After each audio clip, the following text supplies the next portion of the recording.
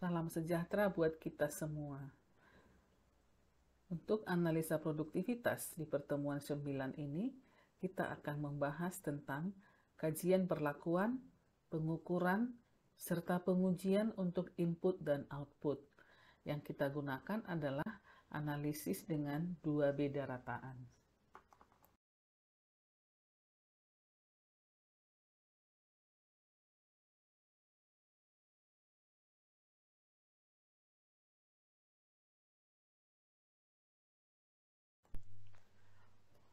Untuk analisis uji beda dua rataan, berarti ada dua kelompok data. Hal-hal yang perlu kita perhatikan yang pertama, uji atau asumsikan bahwa data itu terpilih secara acak. Yang kedua, uji atau asumsikan bahwa data tersebut berdistribusi normal. Yang ketiga, tentukan apakah variansnya homogen atau heterogen. Yang keempat, tulis H0 dan H1 dalam bentuk kalimat. Yang kelima, tulis H0 dan H1 dalam bentuk statistik. Kemudian yang keenam, carilah T hitung. Yang ketujuh, tentukan taraf signifikansinya atau sering disebut dengan alfa. Yang kedelapan, cari T tabel dengan pengujian dua pihak, di mana DF atau degree of freedom yang tergantung kepada rumus. Yang kesembilan, tentukan kriteria pengujian, yaitu jika T hitung lebih besar dari T tabel, perlakuan berpengaruh nyata, berarti H0 diterima. Ke-10, bandingkan T hitung dengan T tabel. Tahap yang ke-11, buatlah kesimpulannya. Jadi ada 11 tahapan untuk melakukan uji beda dua rataan. Perhatikan pada slide ini rumus-rumus yang akan kita gunakan sesuai tahapan pada slide sebelumnya tadi, slide kedua. Nah, kita akan mencari T hitung. T hitung dengan rumus X bar A dikurang X bar B dibagi dengan S gabungan dikali dengan akar 1 per NA tambah 1 per NB. Perhatikan rumusnya ya. Kemudian S gabungan. S gabungan dicari dengan rumus akar dari NA dikurang 1. Kemudian dikalikan dengan S kuadrat. Ditambah NB kurang 1 dalam kurung kali S kuadrat B. Dibagi dengan NA tambah NB dikurang 2. Perhatikan ini rumusnya agak rumit ya, tetapi sebenarnya mudah kalau kita paham dasar-dasar matematika. Nah, kemudian rumus yang ketiga yang perlu kita butuhkan. S kuadrat sama dengan akar dari XI dikurang X bar kemudian dikuadratkan. Ya, jadi S kuadrat sama dengan sigma. Sigma XI dikurang X bar kemudian dikuadratkan. Jadi masing-masing dikerjakan dulu, kemudian dikuadratkan, kemudian dicari sigmanya. Itulah S kuadrat, gitu ya. Kemudian yang keempat, derajat bebas, rumusnya adalah N1 ditambah N2 dikurang dengan 2. N itu adalah banyaknya data gitu ya. Banyaknya data pertama ditambah dengan banyaknya data kedua dikurangi dengan 2. Kita akan lebih mudah kalau kita latihan dengan contoh soal. Nah, di sini ada contoh soal pemanfaatan tandan kosong atau tankos di TM kelapa sawit. Dilakukanlah percobaan dalam petak-petak di lapangan menggunakan biodekomposer EM4 dan Orgadek. Perhatikan ya. Jadi kita melakukan pemanfaatan tandan kosong. Tandan kosong itu kita bantu uraikan dengan biodekomposer EM4 dan Orgadek agar tankos itu terdekomposisi dengan cepat. Nah, dari hasil penelitian, di sini ada 10 petak penelitian. Gitu. Nah, di 10 petak ini dianalisa rasio C per N-nya. Perhatikan ya, rasio C per N tan kos itu adalah 62,75 pada awalnya. Gitu. Nah, setelah aplikasi EM4 dan Orgadex, maka rasio C per N itu bervariasi di tabel 1 sampai dengan tabel 10. Ini pengamatan dilakukan 45 hari setelah aplikasi. Pertanyaannya, apakah EM4 dan Orgadex sama baik? Nah, kalau kita lihat dari contoh soal di sini, kita hanya membandingkan antara rata-rata C per N menggunakan EM4 dan rata-rata C per N apabila dekomposernya Orgadex. Jadi kita membandingkan dua dekomposer, EM4 dan Orgadex di 10 plot penelitian. Nah, asumsi-asumsi tadi kita sudah gunakan asumsi bahwa datanya bersifat homogen, datanya adalah menggunakan kurva normal, dan sebagainya, begitu. Nah, di sini tidak ada data yang kita lakukan, kita pilih yang baik-baik saja, tetapi inilah faktanya dari hasil penelitian, begitu ya. Dari hasil perhitungan ini, kita akan coba menggunakan hitung-hitungan di Excel. Oke, selanjutnya mari kita lakukan praktek perhitungan. Siapkan laptopnya, dibuka file dalam bentuk Microsoft Excel. Kemudian kopikan data-data yang tadi dari PowerPoint ke Excel tersebut. Dari situ nanti kita akan melakukan latihan perhitungan dengan menggunakan uji dua beda rataan.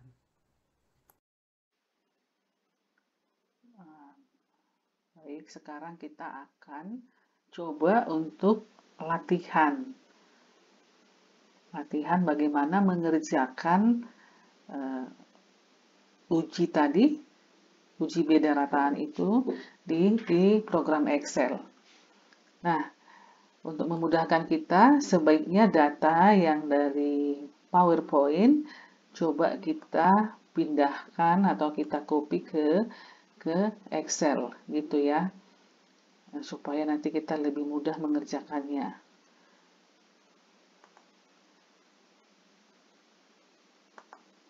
Nah, sekarang sudah kita copy di Excel. Nah, karena ini masih dalam bentuk baris, sekarang coba data-data ini kita rubah ke dalam bentuk kolom, ya. Di kolom A Excel ini kita buat adalah nomor plot. Kemudian di kolom B itu adalah pengaruh daripada EM4. Di kolom C kita buat Orgadex. Begitu.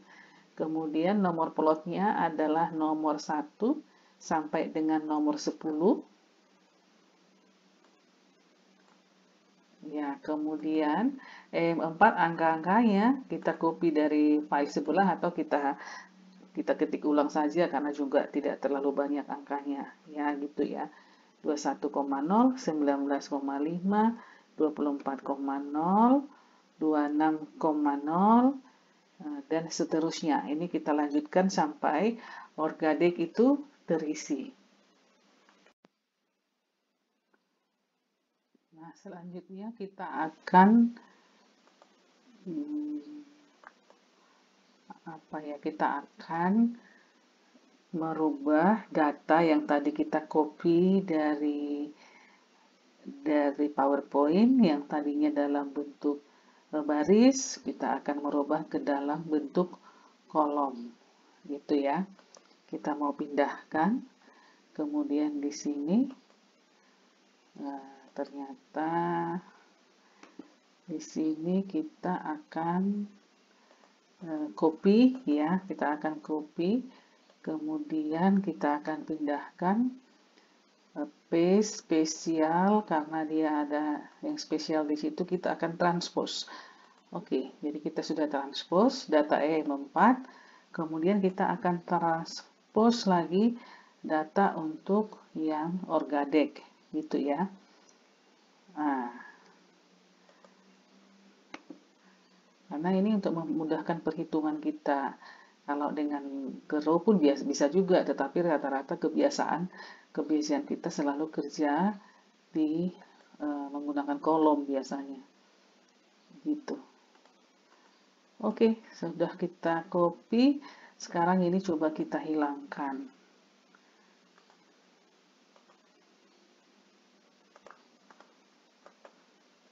Nah, supaya lebih enak dilihat, coba kita rapikan semuanya. Kita pakai satu ukuran huruf yang 14 gitu ya, supaya lebih mudah dan agak lebih besar hurufnya.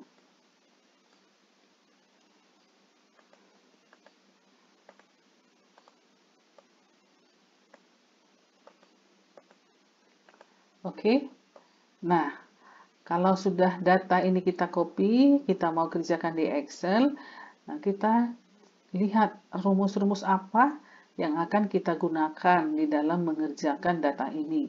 Coba cek dari rumus yang kita berikan tadi, dari PowerPoint ya, di copy saja dari PowerPoint, di bawah di Excel. Gitu ya. Ini yang sudah kita copy, jadi nanti kita rumusnya sudah ada di sini. Oke. Nah, kita lihat kembali rumusnya. Untuk mencari T hitung adalah X bar A dikurang dengan X bar B dibagi dengan S gabungan dikali akar 1 per NA tambah 1 per NB. Dari sini bisa kita lihat bahwa data T hitung belum bisa kita ambil karena kita perlu menghitung lagi di sini rumus-rumus yang lain harus kita kerjakan dulu gitu ya. Nah, kita akan pertama sekali mencari X bar A, berarti nilai rata-rata A, kemudian nilai rata-rata B. Nah, sekarang kita lihat di sini kita buat nilai rata-rata. Untuk nilai A, rata-ratanya adalah pakai rumus, boleh pakai banyak cara gitu ya. Biasanya kita udah pakai average saja. Average rata-rata dari angka 1, plot 1 sampai ke plot 10, 22,8 untuk rata-rata A. Untuk rata-rata B itu adalah 18,15. Kita copy aja dari sebelahnya. Nah, setelah itu kita diminta mencari S gabungan. S gabungan itu datangnya dari mana?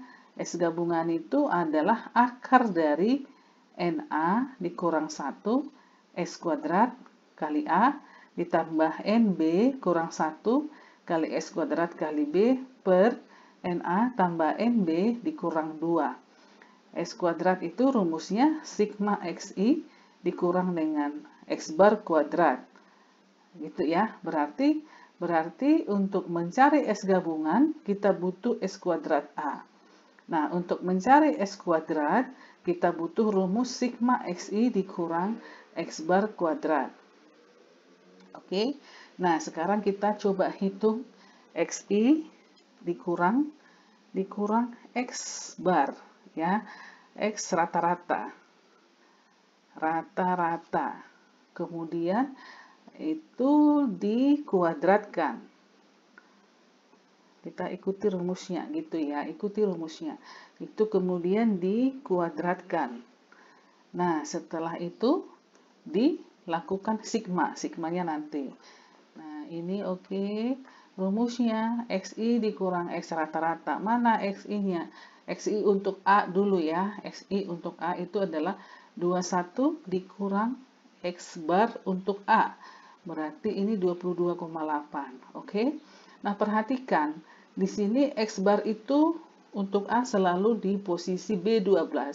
Jadi supaya nanti letak selnya tidak berubah-ubah ketika kita copy, maka si B12 itu kita kunci.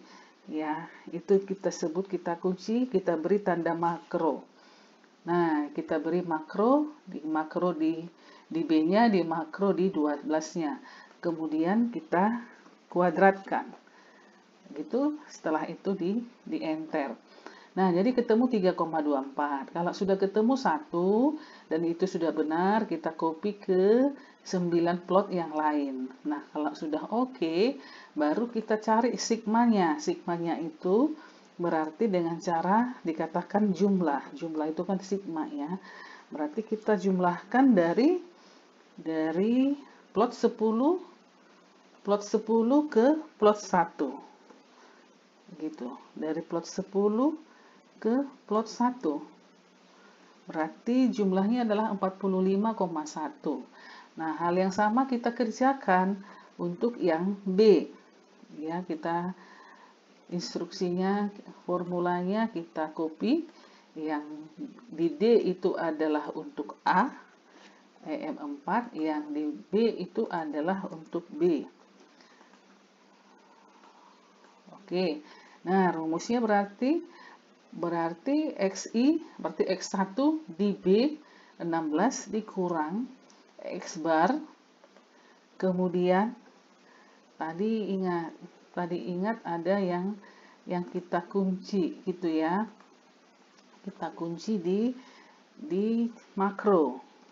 C di makro di 12, kenapa tadi dikunci? Karena C12 itu selalu tidak berubah-ubah, X bar B gitu ya.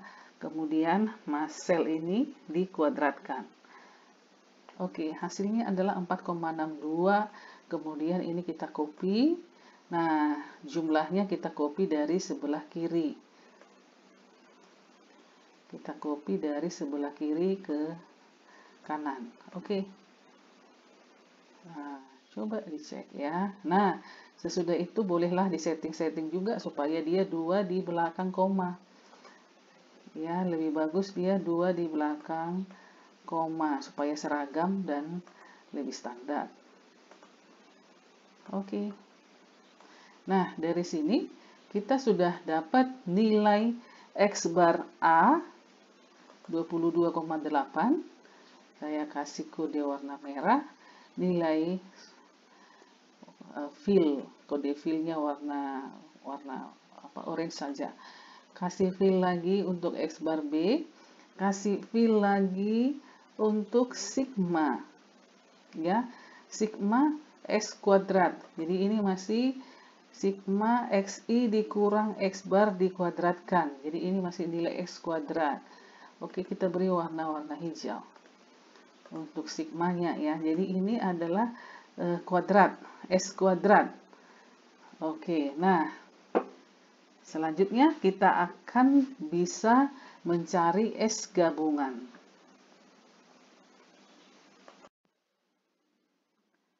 Nah, setelah kita mencari S kuadrat A dan S kuadrat B, gitu ya kan? Nah, berarti kita sudah bisa mencari S gabungan. Kalau sudah dapat S gabungan, baru nanti kita bisa lanjut mencari T hitung. Nah, apa rumus S gabungan? S gabungan itu adalah akar dari NA dikurang 1 kali S kuadrat A. Jadi supaya akarnya ini tidak membingungkan kita, ya lebih mudah kita buat dulu ini sama-sama dikuadratkan gitu ya. Jadi S kuadrat gabungan itu rumusnya adalah S kuadrat gabungan itu rumusnya adalah NA dikurang 1 kali S kuadrat B. Perhatikan yang mana NA dikurang 1. Berarti anggotanya A itu tadi datanya A jumlahnya 10. Jadi 10 dikurang 1, 9. Dikalikan dengan S kuadrat A. Ini perhatikan, ini yang S kuadrat A adalah yang di D13. Itu ya. Ini kita buat dulu dalam formula. 9 dikali dengan D13. ditutup kurung. Oke, kemudian ditambah dengan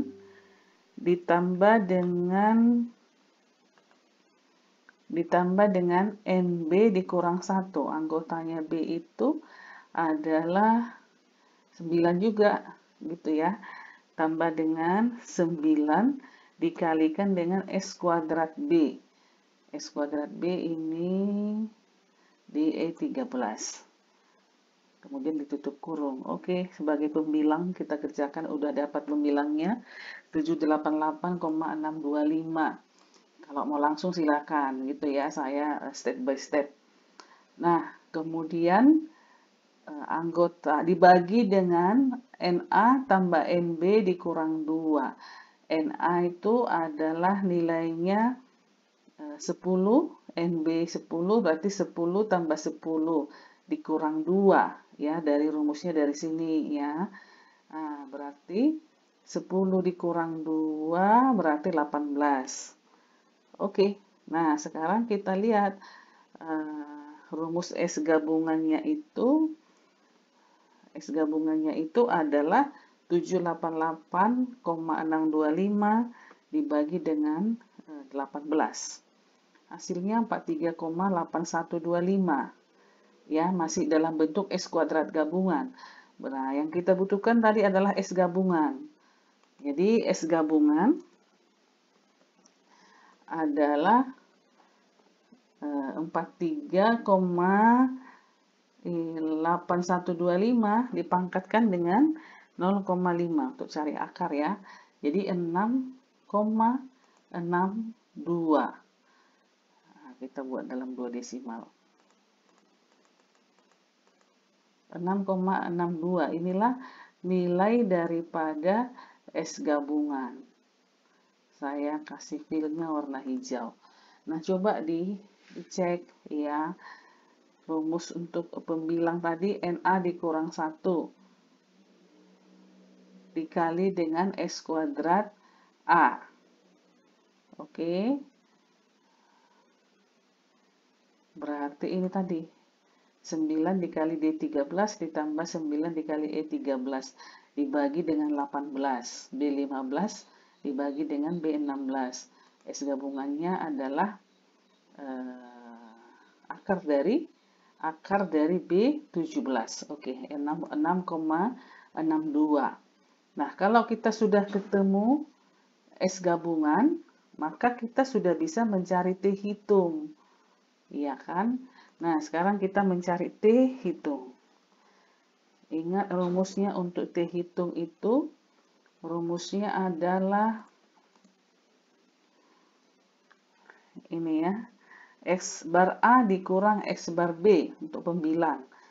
Berarti X bar A, rata-rata nilai A, dikurang dengan rata-rata nilai B, pembilangnya, 4,65. Dibagi dengan S gabungan, dibagi dengan S gabungan, ini tadi dari sel B18, dibagi dengan S gabungan, kali akar 1 per NA tambah 1 per NB. Berarti ini dikalikan akar 1 per NA. Berarti 1 per 10.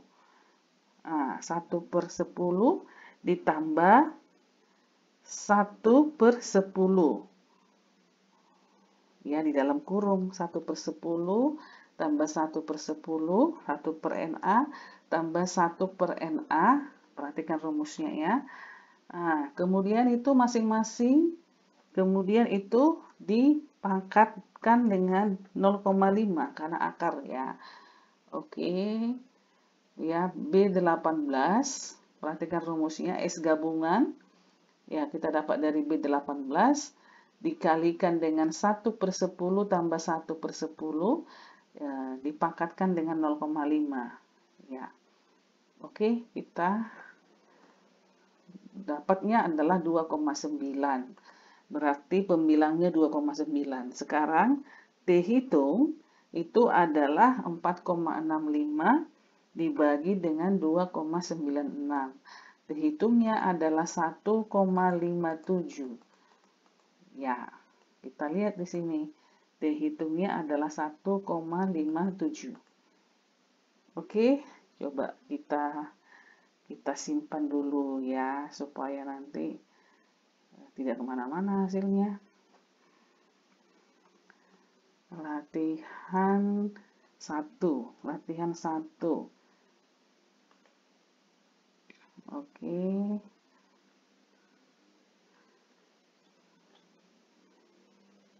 Latihan 1 kita simpan di stipap langsung ya.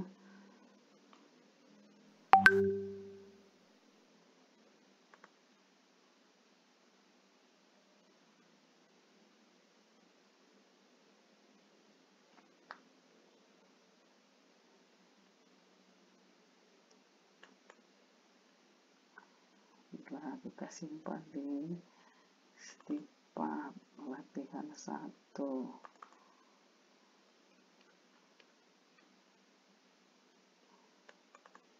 Analisa produktivitas. Oke, sip. Oke. Nah, sekarang kita akan memasuki tahapan yang berikutnya. Gitu ya. Perhatikan tahapan yang berikutnya yang di PowerPoint. Ya, saya buka lagi yang dari PowerPoint. Tahapannya apa saja yang tadi gitu kan. Nah, jadi apabila sudah ketemu T hitung, maka kita cek tentukan taraf signifikansinya.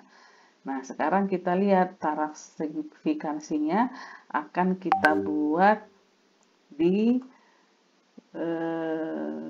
taraf signifikansinya akan kita buat di 5% saja. Ya, sesuai dengan penelitian lapangan, biasanya dia taraf signifikansinya di 5%. Nah, tahapannya ini saya coba copy ke Excel supaya kita juga bisa review. Nah, lihat taraf signifikansinya. Tadi 5%. Dari mana kita tahu 5%? Ya, karena itu biasanya penelitian lapangan tarafnya di 5% paling sering digunakan.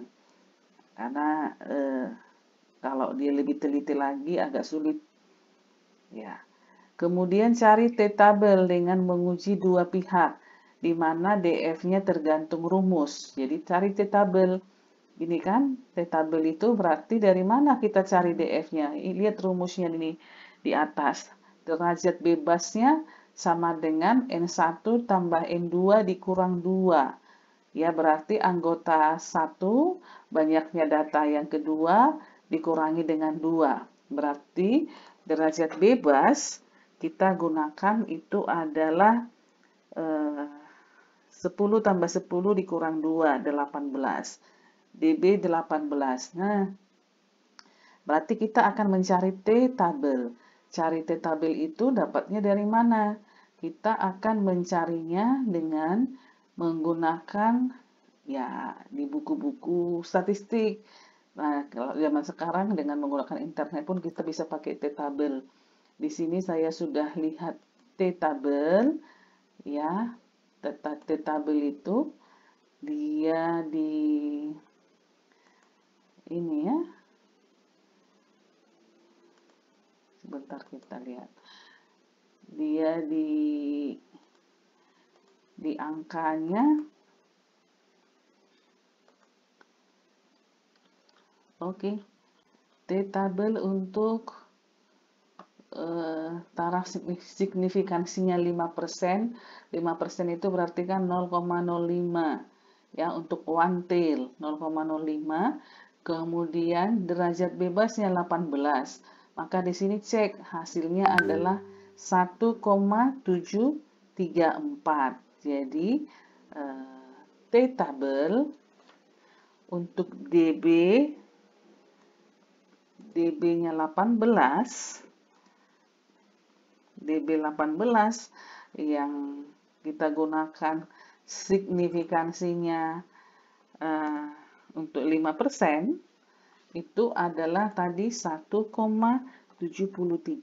Nah, kalau kita sudah ketemu 1,73 T tabel, berarti sudah kita bisa bandingkan antara T tabel dan T hitung. Perhatikan, T hitung itu 1,57.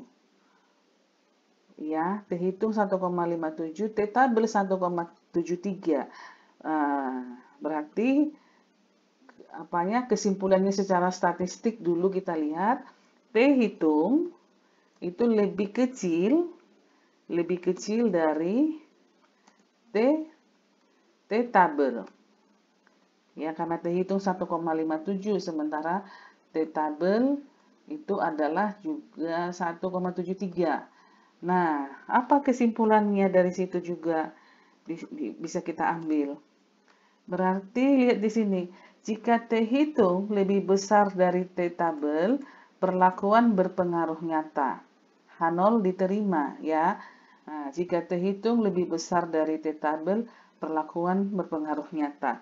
Tetapi di sini T hitung lebih kecil dari T tabel, maka perlakuan tidak berpengaruh nyata. Nah, karena di sini kita uji dua beda rataan, tidak berbeda nyata antara penggunaan EM4 dan Orgadek di dalam mendekomposisi tandan kosong.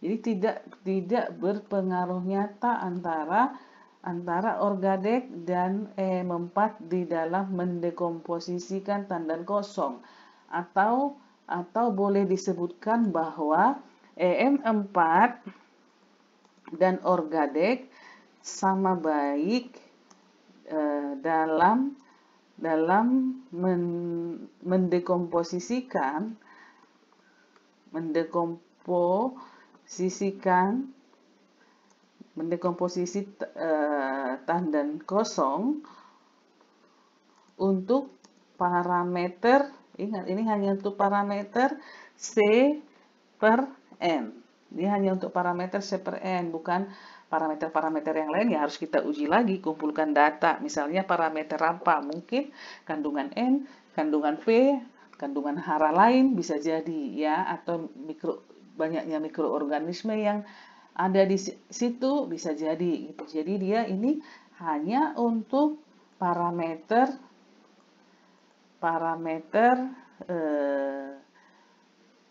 C per N.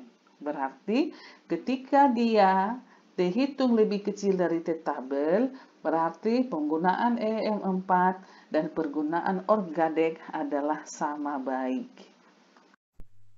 Setelah kita melakukan perhitungan seperti yang tadi kita contohkan, sekarang saudara-saudara diminta untuk mengerjakan tugas pertama setelah mid semester.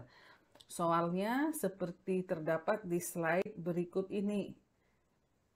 Gitu ya, membandingkan antara kelapa sawit di dua blok yang berbeda. Sama-sama di TM18, tetapi di dua blok yang berbeda dengan umur tanaman yang sama. Kira-kira kalau kita bandingkan, apakah produktivitasnya sama ataukah produktivitasnya berbeda? Kerjakanlah tugas tersebut di Microsoft Excel dan file jawabannya dikumpulkan di si akad pada pertemuan ke-9.